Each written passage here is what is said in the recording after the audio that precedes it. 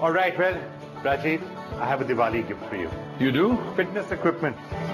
I mean, Most fitness expensive. equipment, this is, I was told it's a gaming laptop. This is a sports and fitness laptop.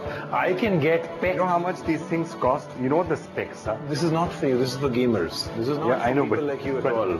I mean, especially since you can't even open it. Yeah, especially because I can't even figure out how to open the wretched thing. There's a button, you press that, then your brand new character comes out and opens it for you. Here we are. You open it, the Alienware. And this one is from ASUS. Now, this really is a rivalry that's becoming interesting because at one point it was just them.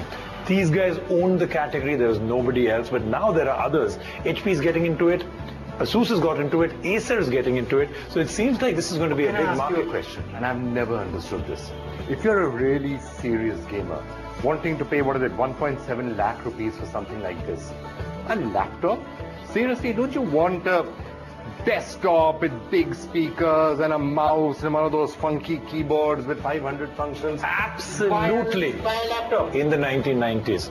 You did want one of those in the 1990s. Today, gamers want to take their laptops and go to gameathons. They want to actually take... Okay, so you can't carry a desktop. Okay, so that's 90% of PC gamers today actually are into gameathons who want portability. Okay. And if you can get it all...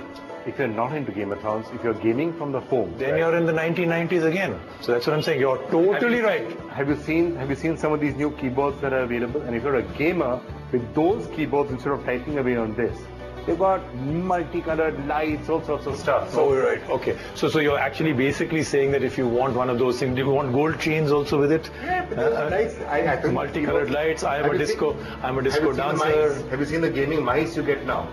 What are they called? Bapillary mice? 18 different programmable buttons. Those are cool. There's a market for these, there's a market for those. Gamers want it all. That's the point, right? For once, he's making sense. It depends on what you want to do. If you want to either be using your extremely expensive gaming laptop to do curls, then this is the right thing for you.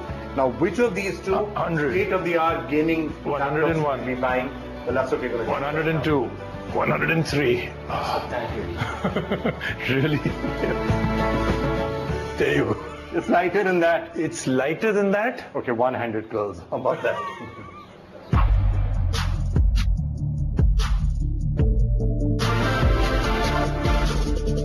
In the battle of the beefiest, which gaming behemoth comes out on top? It's not always easy to decide when you have the best gaming laptop manufacturers in the business going head to head, but only one can emerge victorious. The first gaming laptop we take a look at is the Dell Alienware 15, and we have to admit that it looks great with its sharp angles, big fan grills and colored LEDs that gives the feel of a futuristic spaceship cockpit. But weighing at 3 kgs, it is quite heavy and not the most portable friendly laptop out there. Priced at 1,64,000 rupees, the Alienware 15 isn't cheap either, but it makes up for the hefty price tag by offering some top quality specifications.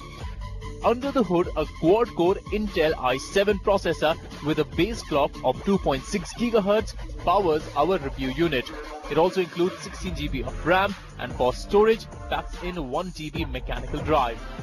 GPU grant comes in from an NVIDIA GTX 980M with 3 GB of video memory. And that's not a bad setup for the price point. The 15 holds up its end of the bargain by being a very decent gaming system. Heavy graphic games such as Need for Speed Rivals looked gorgeous on Alienware 15's full HD display and also handled very well without any dropped frame rates.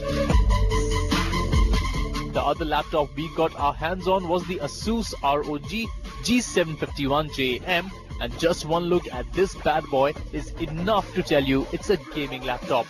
With a large 17.3-inch screen and 4.8 kg bulk, it's much bigger and heavier than the Dell Alienware 15, but just like the Alienware laptop, it's also not designed to be regularly moved around.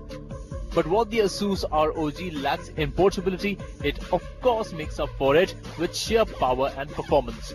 Inside, a quad-core Intel Core i7 processor runs at 2.6 GHz and an overly generous 24 GB of RAM offers amazing multitasking. Of course, anyone considering the ASUS ROG will be most interested in how it performs with games.